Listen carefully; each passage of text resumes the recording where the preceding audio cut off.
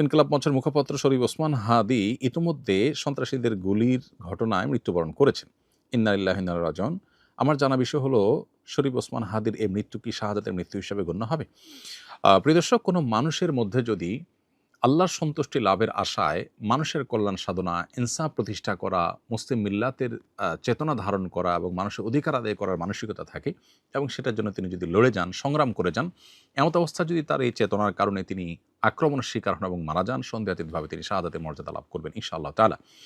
ঈমানদারের মধ্যে যদি আল্লাহর সন্তুষ্টি লাভের জন্য জীবন বাজি রাখার মানসিকতা থাকে এবং তার অসৎ কাজে বাধা প্রদান, অন্যায়ের বিরুদ্ধে তার প্রতিরোধ এবং ইনসাফ প্রতিষ্ঠার মানসিকতা লালন করার কারণে তিনি যদি আক্রমণের শিকার হন, তাহলে সেক্ষেত্রে তিনি অবশ্যই শাহাদাতের মর্যাদা লাভ করবেন। সেই জায়গা থেকে শরীফ ওসমান হাদিকে আল্লাহ তাআলা শাহাদাতের মর্যাদা দান করুন, আমরা সেই দোয়া করি। আর এমনিতেই নবী সাল্লাল্লাহু আলাইহি ওয়াসাল্লাম বলেছেন, মান কুতিলা দুনা দামিহি ফাহুয়া শাহীদ।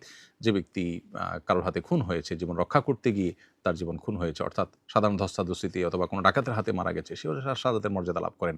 তাহলে সেক্ষেত্রে দ্বীনের কথা বা মুসলিম মিল্লাতের কথা বা মুসলিম চেতনার কথা বা ইনসাফের কথা বা মানুষের অধিকারের কথা যদি কেউ বলতে যান মুসলিম হয়ে এবং আল্লাহর কাছ থেকে যদি বিনিময়ে আশা করেন, তাহলে তিনি অবশ্যই শাহাদাতের মর্যাদা লাভ করবেন। অনেকে আছেন যারা বিপ্লবী মানসিকতা ধারণ করেন, তারা অন্যায়ের বিরুদ্ধে সংগ্রাম করেন। তাদের সে সংগ্রামকে আমরা অবশ্যই শ্রদ্ধা করব। কিন্তু তার মধ্যে যদি আল্লাহর প্রতি বিশ্বাস না থাকে, অথবা তিনি যদি এই সংগ্রামটা করেন তার মানবিক চেতনা থেকে শুধুমাত্র, এর জন্য তিনি আল্লাহর কাছ থেকে কোনো বিনিময় আশা করেন না, আল্লাহর সন্তুষ্টি লাভের আশায় করেন না, কোরআন হাদিসের নির্দেশনার কারণে করেন না, তাহলে সেক্ষেত্রে তার এই আত্মত্যাগটা শাহাদাত হিসাবে বিবেচিত হবে না। শাহাদাত বিষয়টা আসলে নিয়তের সাথে সংশ্লিষ্ট বিষয়। কেউ যদি আল্লাহর সন্তুষ্টির আশায় জীবন বাজি রাখেন, যা করেন তা আল্লাহকে খুশি করার জন্য করেন, তার জীবন মরণ আল্লাহর উদ্দেশ্যে যিনি উৎসর্গ করার জন্য প্রস্তুত থাকেন, তাহলে সেক্ষেত্রে তিনি শাহাদাতের মর্যাদা লাভ করেন।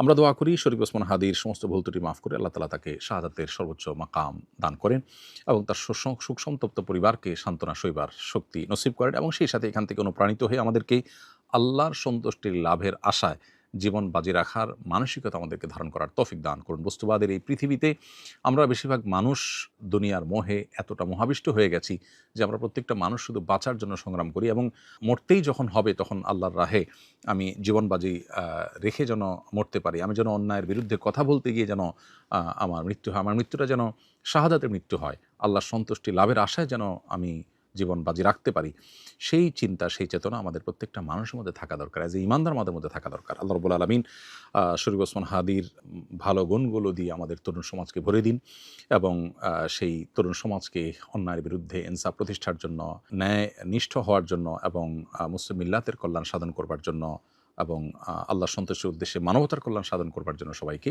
দুনিয়ার লোভ মোহের ঊর্ধ্বে উঠে আল্লাহর উদ্দেশ্যে নিজের জীবনকে উৎসর্গ করার এবং নজরানা পেশ করার তৌফিক আমাদেরকে দান করুন।